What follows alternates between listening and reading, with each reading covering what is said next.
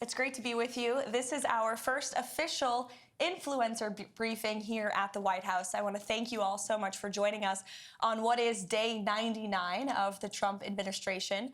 And as I promised, as my first briefing as press secretary back in January, the Trump White House will speak to all media outlets and personalities, not just the legacy media who traditionally has covered this institution. Tens of millions of Americans are now turning to social media and independent media outlets to consume their news, and we are embracing that change, not ignoring it. It's well past time that the White House press operation reflected the media habits of the American people in 2025, not 1925. And thanks to President Trump, a select group of DC-based journalists no longer have a monopoly over press access here at the White House. All journalists, outlets, and voices have a seat at the table now, and you being here today for this briefing proves that. Today officially marks the 99th day of promises made and kept by President Trump. Our primary focus today is how President Trump has fulfilled one of his central campaign promises to the American people in record time, ending the massive illegal invasion and securing our nation's southern and northern borders. As we know, Joe Biden allowed millions of criminal illegal aliens to pour into our country over the past 4 years. And as we all know, a significant number of those aliens have been vicious gang members, murderers, rapists, and pedophiles. Innocent Americans like Laken Riley, Jocelyn Nungray, Rachel Morin, and many others have been murdered because of Joe Biden's open border. President Trump made a promise to the American people, to all of you, and your audiences, to end the carnage and keep our country safe. And he has overwhelmingly delivered on that promise. He immediately declared a national emergency on the southern border, deployed the U.S. military and Border Patrol to repel the invasion, and ended reckless catch and release policies. And as a result, between the inauguration and April 1st of this month, only 9 illegal aliens were released into the United States of America. This is a staggering 99.99% decrease from more than the 184,000 illegal aliens who were released into the country under Joe Biden during that same period last year. You can't get much better than 99.99% decrease. Total attempted illegal crossings at the southwest border hit a record low in February, only to fall to another record low again last month in March. President Trump signed the Laken Riley Act into law, requiring illegal aliens arrested or charged with theft or violence to be detained. And he reestablished the successful Remain in Mexico policy from his first term. The president has also restarted construction of his signature border wall. More than 85 miles have been built and are in various stages of construction and planning. He designated cartels as foreign terrorist organizations, invoked the Alien Enemies Act to apprehend, detain, and remove these massive threats who have flooded our country. And the Trump administration, as you heard from our border czar Tom Homan earlier today, is working literally 24/7 around the clock to successfully arrest and deport illegal criminals and foreign terrorists from our communities, your communities.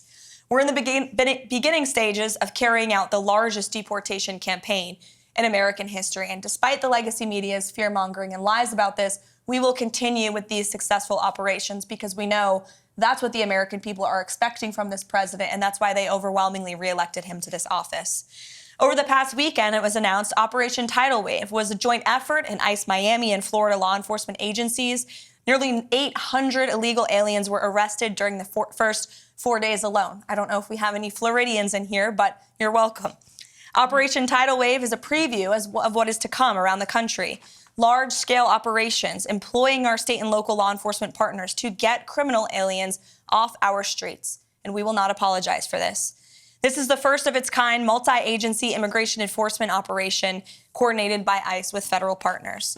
And this multi-day operation has so far resulted in nearly 800 illegal aliens apprehended in 4 days, including MS-13, murderers, rapists, drug traffickers, and human rights abuses. So, safe to say, President Trump made a promise to all of you, your audiences, and the American public to secure our nation's borders. He has overwhelmingly delivered on that promise. And you will see the legacy media has nitpicked stories to try to drum up sympathy for people who broke our nation's laws. This White House has sympathy for American citizens, for law-abiding families who are doing what's right, who came here the right way. That includes legal immigrants who have come to this country, paid their dues, waited their turn. and are now being cheated and ripped off by, or were being cheated and ripped off by the previous administration. We are putting Americans first every day, and we applaud the ICE agents and Border Patrol agents who are on the ground doing this important work. That's just the border. Of course, the president has been working incredibly hard to unleash the might of our economy here at home. He's in the process of negotiating fair trade deals abroad with many countries around the world who have come to the table because the president is using the leverage of this office of the United States of America to leverage our economic might and to cut good trade deals. You also look at what's happening on the world stage when it comes to foreign policy. The president has put the world on notice. They all understand that we have a commander-in-chief in the Oval Office who is going to put America and our troops first, who's going to do what's right for our country, our nation, our people, even if that means making tough decisions. And we are closer today to a peace deal in Russia and Ukraine, certainly than we were when we took office on January 20th. If you look at the situation in the Middle East, Israel has never had a stronger friend than they do right now in the Oval Office with President Trump. We've had more than 75 hostages who have returned home from around the world, or wrongfully detained individuals. You can only do that if you have a president who's unafraid to use the leverage of the United States. So there are many accomplishments to talk about this week. I haven't even mentioned the restoring common sense effort of this administration to get men out of women's sports, to root out DEI and waste, fraud, and abuse from our federal bureaucracy. The president has done so much in such little time, and we're working very hard here every day. We appreciate all that you do on social media to push what the president is saying, but also sometimes question it. And we relish independent journalism. And I hope you all have seen the president, myself, anybody in this administration. We are unafraid to take questions. This has truly been the most transparent and accessible presidency in American history. So with that, let's kick it off. And I'm happy to take your question first, Aaron. So much, Caroline, both for having us and for granting me the first question here. Sure. And I can attest to the deportations in Florida. My Uber drivers finally speak English again, so thank you for that. But my question for you is, what are the administration's plans for those who continue to defy the executive orders? Most notably, on my mind, are the ones related to what some would call trans men. I would call trans women, which are men masquerading as girls in girls' sports. Mm-hmm. Sure. Obey federal law, or you will be prosecuted. Obey federal law, and you could see your federal funding cut. Whether you are a college or a university, we have seen the president, again, using the leverage of this administration and to negotiate deals with some of the biggest colleges and universities in this country. And if they don't want to come to the negotiating table to apologize for the federal laws they have broken, to apologize for allowing Jewish American students on our nation's campuses to be unlawfully bullied and harassed, then there's going to be consequences for that illegal behavior. Same thing with men in women's sports. The president signed a very strong executive order, making it the policy of the United States federal government that there are only two sexes, male and female, and we are not going to tolerate biological men competing in sports or impeding in private spaces for women like myself or you. And we've seen states defy this federal order. You've seen the state of Maine, unfortunately, because of their liberal governor, who nobody in that state disagrees with, I will add, being from New England, I can attest to that. People are incredibly fed up with her trying to oppose this common sense message. You've seen young women who have had to go on television to plead with their governor, please stop letting men play against me in sports. We shouldn't live in a country where that even has to happen. The president deeply understands that. That's why he signed that EO. And when Maine decided not to follow it, the Department of Justice sued them. So anyone who disobeys federal law will be either prosecuted, sued, or say goodbye to your federal funding. Sure. How about to the back in the red tie? Hi. One of my main questions is, when will the border wall be completed? Because it's been talked about for a very long time, and a lot of people want to know when can we expect that to be done? Sure. I don't have an official timeline for you, but certainly it's a priority of the administration. The president has talked about this for years, right? It was his signature campaign promise dating back to 2016. People laughed at him when he originally brought this idea up, but now the whole world recognizes a border wall is effective. It's a necessary means to secure your nation's territorial borders. Democrats like to have borders outside of their homes, or walls outside of their homes, for a reason, because they know it repels invaders. And that's why the president wants to do that at the southern border. There has been more than 85 miles built just since January 20th.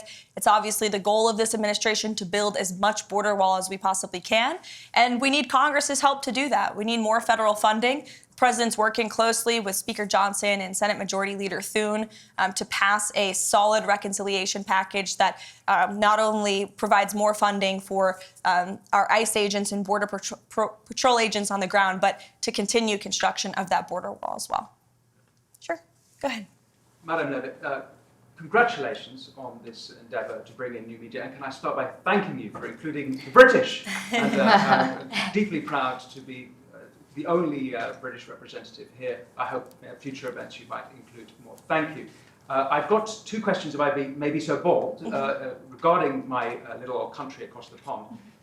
First and foremost, it's regarding trade deals. So your Vice President Vance, has said, no free speech, no deal. The British Business Secretary, whose name is Jonathan Reynolds, has said that in the trade talks with the Commerce Department, the US Commerce Department, there has been no material, that free speech has been not a material factor in negotiations. So my first question is it the case that free speech is no longer part of negotiations? And my second question, if I may, is in Britain, we have had over a quarter of a million people issued non-crime hate incidents. As we speak, there are people in prison for quite literally reposting memes. We have extensive prison sentences and for tweets, social media posts, and general free speech issues. Would the Trump administration consider political asylum for British citizens in such a situation? Well, to your latter question, it's a very good one. I have not heard that proposed to the president, nor have I spoken to him about that idea, but I certainly can and talk to our national security team and see if it's something the administration would entertain. Yes, please. To your first question about free speech in the United Kingdom, the vice president has been incredibly outspoken about this for good reason. And the president has spoken about this as well directly with your prime minister when he was here for a visit to the White House.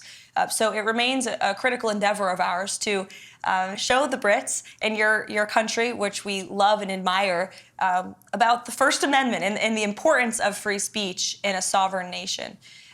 As for the trade talks, I understand they are moving in a very positive way with the United Kingdom. I don't want to get ahead of the president or our trade team and how those negotiations are going, but I have heard they've been very positive and productive with the United Kingdom. And I will say the president always, both publicly and privately, speaks incredibly highly of your country. He has a good relationship with your prime minister, though they disagree on domestic policy issues. I've witnessed the camaraderie between them firsthand in the Oval Office, and there is a deep mutual respect between our two countries that certainly the president upholds. Thank you. You're welcome. Mr. Spicer, it's Hi, good to see you here. My predecessor. Yeah, well, just had to swing by and say hi.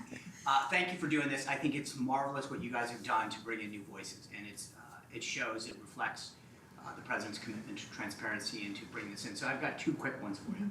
The first is you mentioned reconciliation. Beyond that and what he hopes to get out of that, considering how slim the House majority is, what other legislative priorities does he want to see codified in law before this Congress adjourns? Mm-hmm.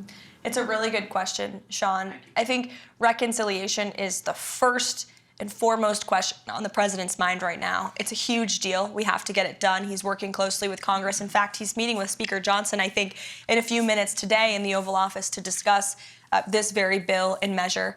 Aside from reconciliation, which we hope and are very confident will include more funding for border wall construction and mass deportations, as I mentioned earlier, but it's also very important that we get tax cuts passed. That is the second step in the Trump economic agenda. The president has used every executive lever he can to slash burdensome regulation, and we continue to do that every day across every agency. Administrator Zeldin is doing a fantastic job at the EPA, I may add, but every cabinet secretary is getting rid of regulation very seriously. The president is certainly working on unleashing American energy to drive down costs, but tax cuts are a critical component of really seeing the Trump economic formula be put together. So he wants to see tax cuts passed in this reconciliation package. That includes no tax on tips, no tax on Social Security, no tax on overtime, no tax on Social Security for our seniors, of course, too.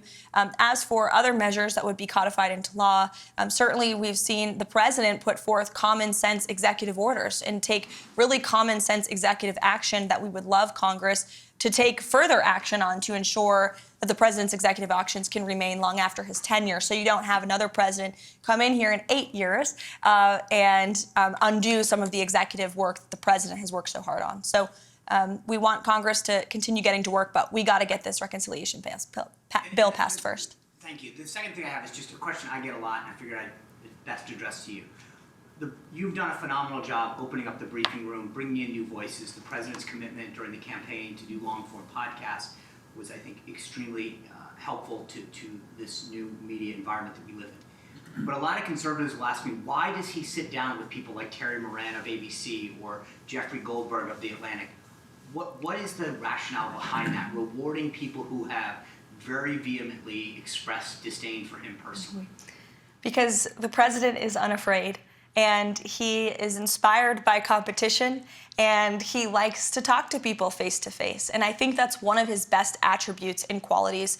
We live in an incredibly divisive country, unfortunately, that has been really the result and consequence, frankly, of the fake news and the hoaxes and lies they have driven at this president for the better part of the last decade now. But the fact that we still have a president who has been a victim of these hoaxes, these lies, these smears by so many legacy media outlets and reporters, yet he's still willing to sit down with them, look them in the eye, look them face to face, and take them to task and share the truth with them and his perspective, I think is what the American people deserve in a president.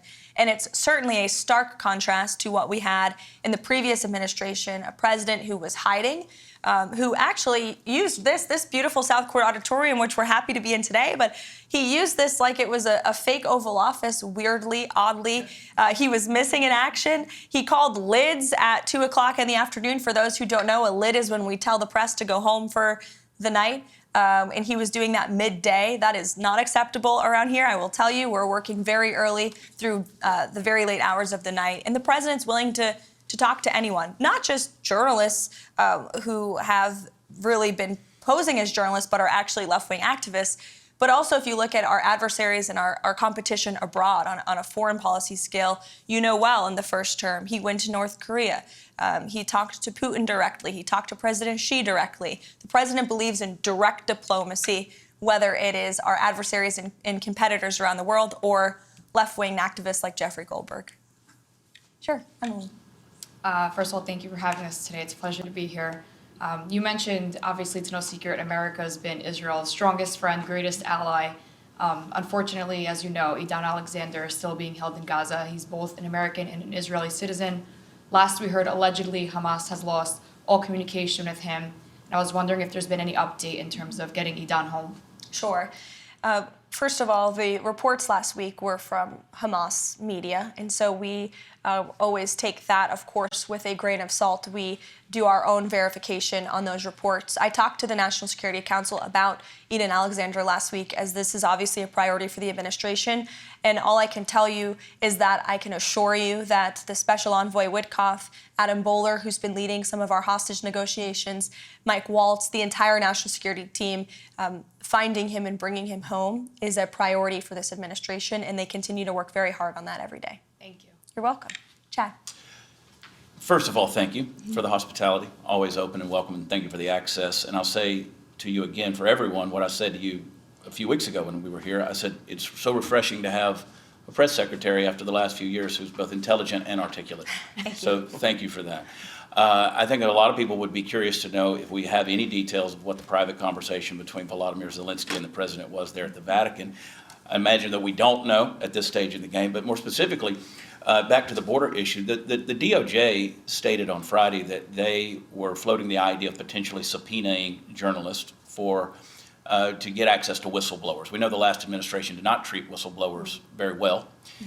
There's numerous ones who, although still employed by the FBI or the DHS, have not received back pay and they've been employed, but they're not reinstated. So I'm wondering, does this administration have, do they believe that we should reinstate the whistleblower, like Agents Garrett or O'Boyle or Friend or, Stevenson with DHS, who blew the whistle on the child trafficking involving the cartels under Joe Biden. He too is yet to be brought back. Do we have a position on that? Sure.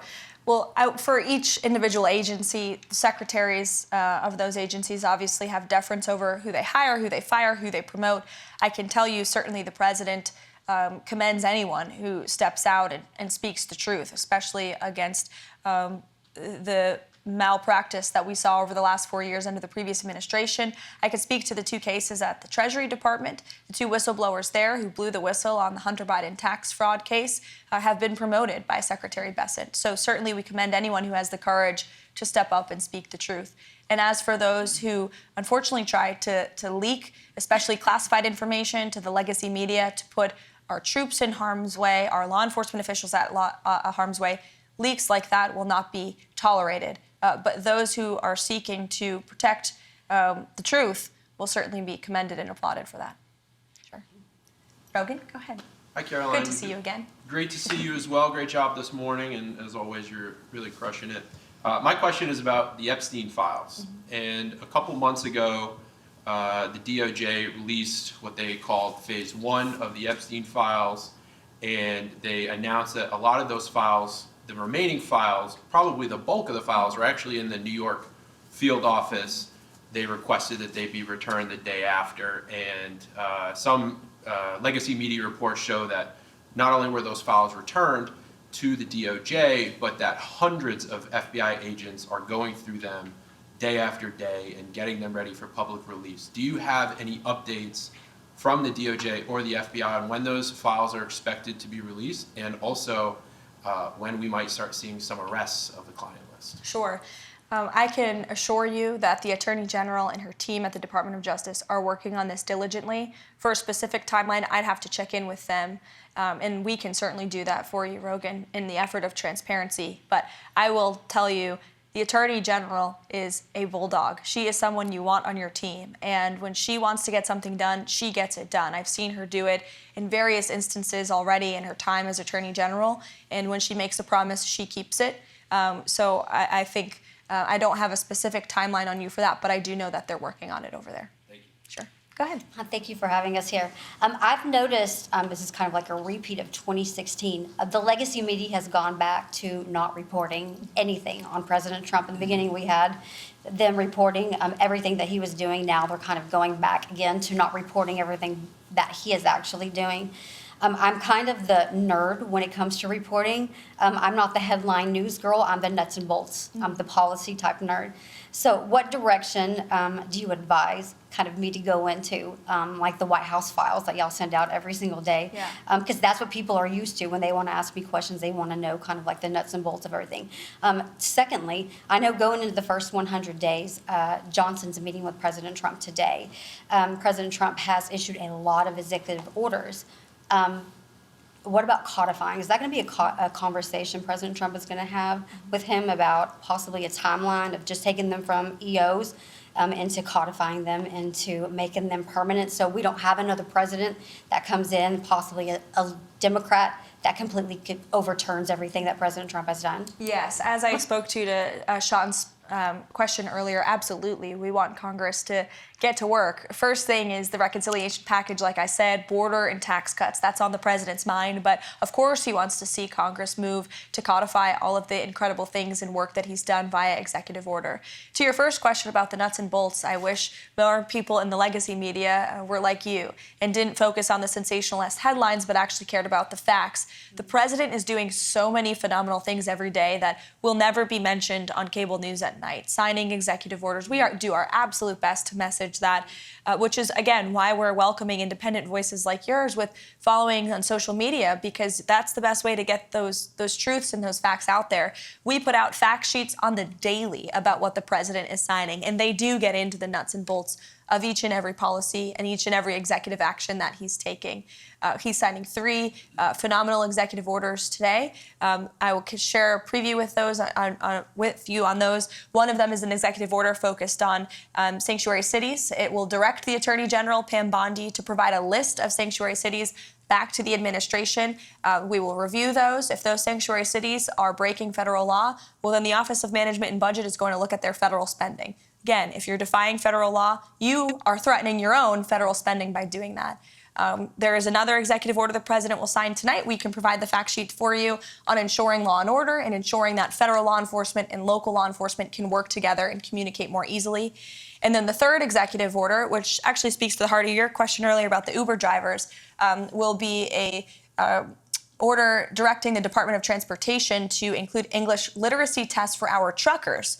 This is a big problem in the trucking community that, unless you're in that community, you might not know. But there's a lot of communication problems between truckers on the road with federal officials and local officials as well, which obviously is a public safety risk. So we're going to ensure that our truckers, who are the backbone of our economy, are all able to speak English. That's a very common sense policy in the United States of America. So the president will be signing that later this afternoon. Yeah, you're welcome. To the back in the yellow tie. Thank you, Karoline. President Trump has recently made statements about eliminating the federal income tax and creating the External Revenue Service. When could we see that start to play out? Well, I will tell you, this is something the Secretary of Commerce and the Secretary of Treasury are both equally as excited about, as is the president.